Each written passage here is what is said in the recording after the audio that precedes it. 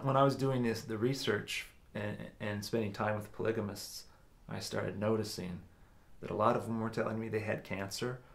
There were a number of children I saw with birth defects, and I started hearing these stories over and over again. And I started doing the research, and the more research I did, the more appalled I became. Because I knew that it had effects on people. I'd read Terry Tempest Williams and I'd read some of the accounts, but I didn't have any idea of what had happened.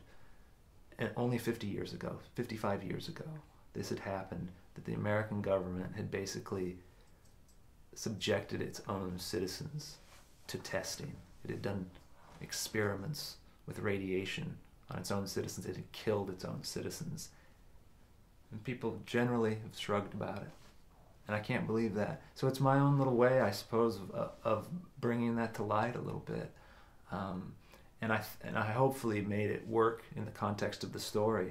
But when I wrote that, it's a single chapter that sort of anthropomorphizes a nuclear bomb.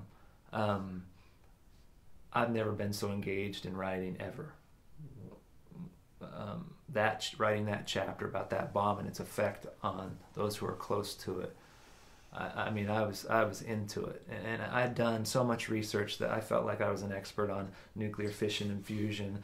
I knew more than anybody about it, and of course I didn't, but I'd read like 47 books about it, and so I felt, okay, finally I think I can do this. I understand it. I knew about all the tests. I knew about the effects. I knew what the Army was doing. I knew everything that I think a person could possibly know, and I'm sure somebody will read it and go, this is crap, this is bullshit, he missed that. But at least I felt that way, and I've never really felt that way as a writer about something like that.